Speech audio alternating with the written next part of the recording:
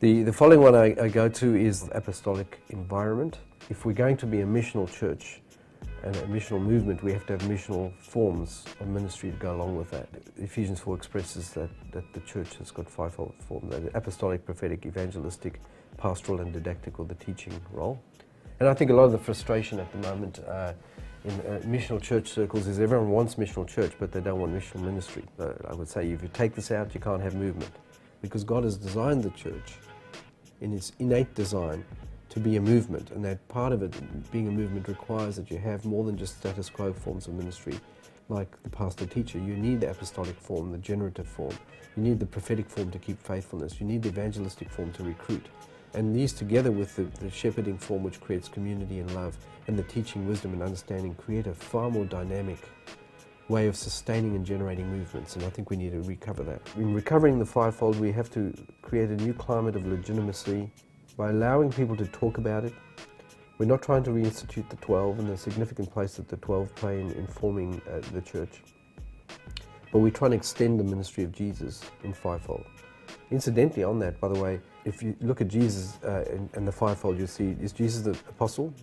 Yeah, pretty much so. The sent one of God? Oh, yeah, betcha. But what about a prophet? Is he the prophet? Yeah, he's a great prophet, right? Is he evangelist? Sure. Is he a pastor? Oh, yeah. Best pastor in the world. Is he a teacher? You betcha, right? So in other words, Jesus expresses his ministry through the body of Christ in fivefold form. So when you limit the fivefold, you're not expressing the full ministry of Christ. You can't. I use the term apostolic because it's the catalytic one.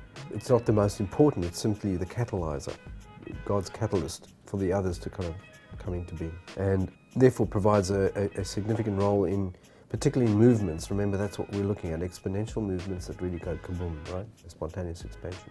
If we want to talk about missional church, then it seems to me that we have to have a missional ministry to go with it, and that we have to therefore begin to embrace the term apostolic with all that that means, or else we can't go there.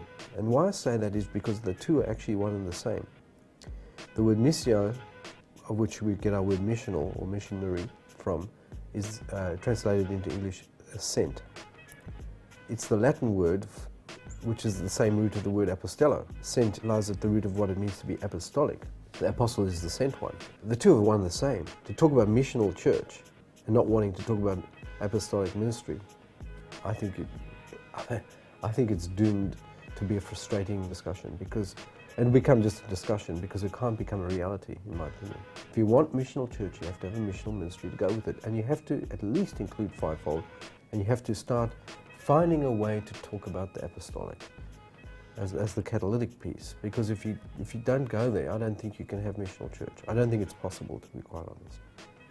The church is missionary by nature, and that's the big thing we need to discover, that at the core of who we are is we are a group of people who have been captured by a story and a part of the unfolding of that story through our lives. We are missionaries at the very core of our being.